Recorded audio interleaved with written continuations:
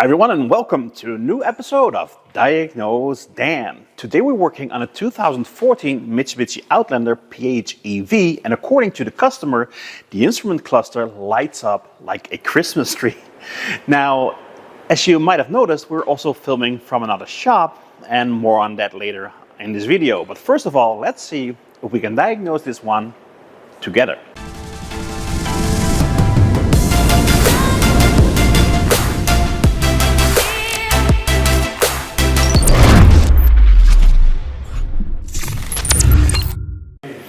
Now, as always, let's start out by confirming the customer complaint, and let's see if that dash really lights up like a Christmas tree. Now, this car comes with one of these tags, and if this were my car, this tag will be removed today because it just took me half an hour just to get the car started. If you don't use this tag, you're not able to start the vehicle, and you have to hold it in a very specific spot somewhere around here. And when the LED goes off, then you will be able to start the vehicle. But it just took me half an hour to find the right spot. I mean, imagine having to do this every day. It would drive me crazy. Now, this is already taking far too long. Come on. It's very, very sensitive. It's somewhere around here. Come on. Come on. Well, this would definitely drive me crazy. This would concern me more than the Christmas tree on the dash, to be honest. This is getting on my nerves. Now, I don't know. I think it was somewhere around here. Yeah, there it goes. Now that, I hope you agree that that took far too long. Now let's turn on the vehicle and let's see what we've got. And we certainly have got some lights on the dash.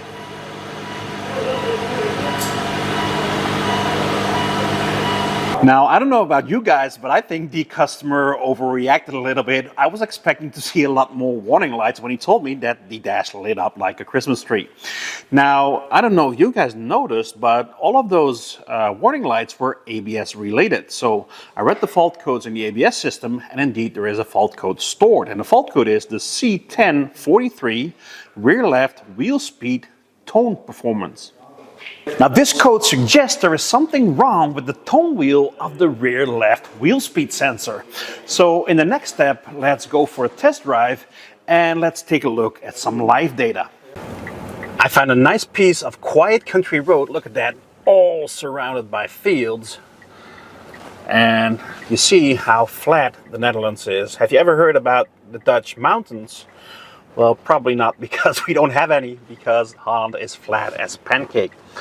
Now, what I want to do is I want to compare the rear left wheel speed sensor to the rear right. So let's pull up some data. Let's select wheels.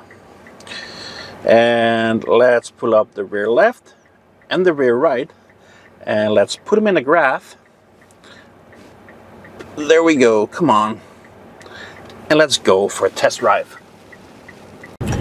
Now, while I'm driving, I'll pull up the screen for you guys to see. And already when you look at that graph, you can see that blue trace, the left rear wheel speed sensor, drop out. So there's definitely something going on with that wheel speed sensor, or like the code suggested, with that wheel speed sensor's tone ring. Now, as you probably noticed, I'm no longer shooting this video from my old workshop. Now, that old workshop has been sold, and the new owner doesn't want me to film my videos there on Saturdays anymore. Now, let me explain. The staff over there never wanted to get filmed. So the only opportunity for me to shoot my YouTube videos over there was on Saturdays, because on Saturdays the shop was closed. Now, the new owner has got different plans. He wants to open the shop on Saturdays as well. So that means I can no longer shoot my videos over there. So I found this other shop and I moved my stuff there to shoot my YouTube videos. Now, these guys don't mind me running around with a camera. That also means I'm no longer limited to shooting my videos on Saturdays. Now, not that I'm not busy, but hopefully that means that I can create some more content this year, because I'm no longer limited to one day in a week. Now, it is an active shop, so there's people working there, so it's gonna be a little bit more noisy, but hey, you know, if it leads to interesting content and I can make a few more videos, I guess it's a win-win situation for everybody. Now, about this vehicle, it's probably overkill, but what I want to do, there's probably something wrong with the rear left tone ring, just like the code suggested. But to make this a 100% diagnosis, I want to go back to the shop, hook up my Pico to the rear left wheel speed sensor and the rear right wheel speed sensor and compare them so we can see in details exactly what's going on.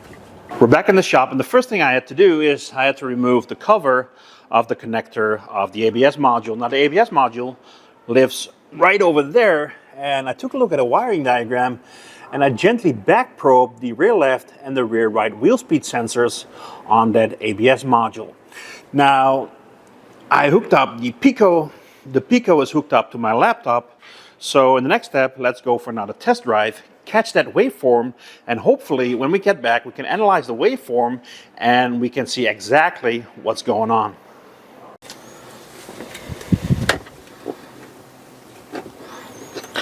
This is so unbelievably annoying. This is so unbelievably stupid.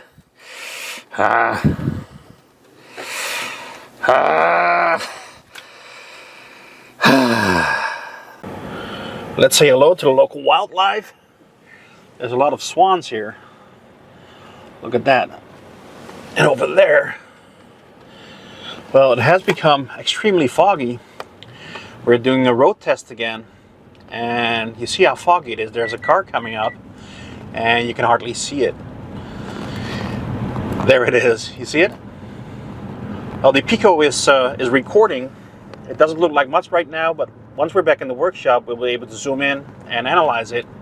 So I'm gonna catch a few waveforms. We'll return to the workshop, and once we're back at the workshop, we'll zoom into those waveforms and hopefully we can see exactly what's going on. Back in the shop, the car's on the lift, and we're gonna do a visual inspection in a minute. But first of all, let's take a closer look at the waveform we've just captured. Now remember, the blue trace is the wheel we are concerned about. Now when we take a closer look, we can see that the wheel speed sensor is actually doing its job, but you can see that there are chunks of the tone ring missing. I don't know, there's 3-4 notches on the tone ring missing. So just like the code suggested, something wrong with our tone ring. So let's do a visual inspection next. Now in theory, we should be able to see this, a chunk of the tone ring missing on the real thing. Now I don't know if that's going to be the case, but it would be kind of cool. Now on this car, the tone ring is part of the hub assembly. It's actually integrated in the wheel bearing. So to be honest, there isn't a lot we can see because the tone ring is underneath there. So when I spin this wheel, you actually don't see the tone ring spinning because it's under there.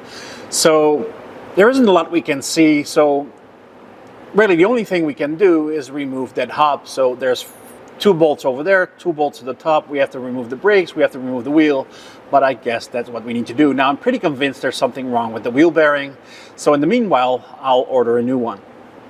So I removed the wheel, I removed the brakes, but of course the axle is stuck in the hub. Now I asked nicely twice, and I'm not gonna ask another time, so I'm not gonna play Mr. Nice Guy anymore. There we go.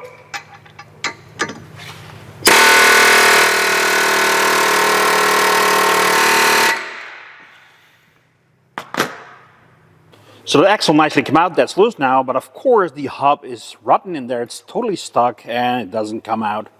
My idea is I connected a bungee cord, and hopefully that will prevent this hub from crashing down to earth and destroying all the evidence of the tone ring. But I'm going to convince this hub to come out with my big friend, the sledgehammer.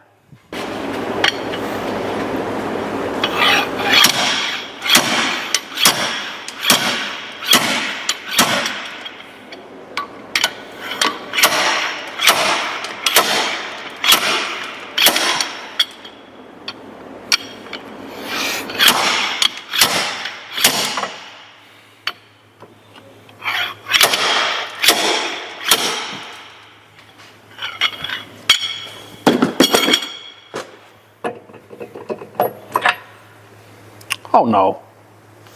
Well, that didn't totally go according to plan because a part of the hub came out, and of course the other part decided to stick in there. So I threaded the bolts back in there the other way around. What do you think? Is something like this going to work? Well, let's try.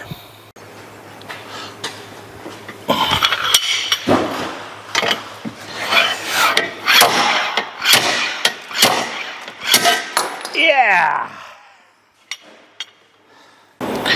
Now, of course, exactly what I didn't want to happen happened. The bearing fell on the ground and it fell apart. Now, this is the new hub, and you can see that on the new hub there is a metal ring, and in the metal ring there is an opening where you snap the ABS sensor in. Now, underneath there is the tone ring that ABS sensor reads. Now, this is what's left of that same ring on the old hub. Now, you can see it's totally rusted away. Normally sits like this. Now what I think is that some of that rust damaged the tone ring that lives underneath there. So this is the tone ring, or what's left of it, and you can just about make out that there's notches, but over here you can see some shiny parts, and I think the rust has been rubbing there. Unfortunately, not as obvious as I would like it to be, but it is what it is. Now let's install the new wheel hub and let's see if this car is fixed. We are back on the road, and I replaced that left rear wheel hub with a brand new one, and I drove up to this quiet piece of road. Now before I did that, I deleted the fault codes, and on my way here, no more warning lights on the dash, so that's a good sign. Now I pulled up the rear left and rear right wheel speed sensors on the Topdon, and let's put them in a graph, and let's accelerate. And I put this graph for you guys up on the screen to see, and as you can see, it looks like one trace, but there's actually a blue and an orange trace, but they're so closely matching that it looks like one trace. So since they're perfectly matching, I call this a fix. That's it, first video done in the new workshop, and although it wasn't a very complicated case, I still hope you enjoyed the video. Now, some of you might argue that using the scope in this case was a little bit of overkill because we had a fault code for a tone ring and we saw the signal drop out on live data, but remember this, hooking up that pico scope only took me 10 minutes, and that signal dropping out could still have been a bad connection or a bad wheel speed sensor.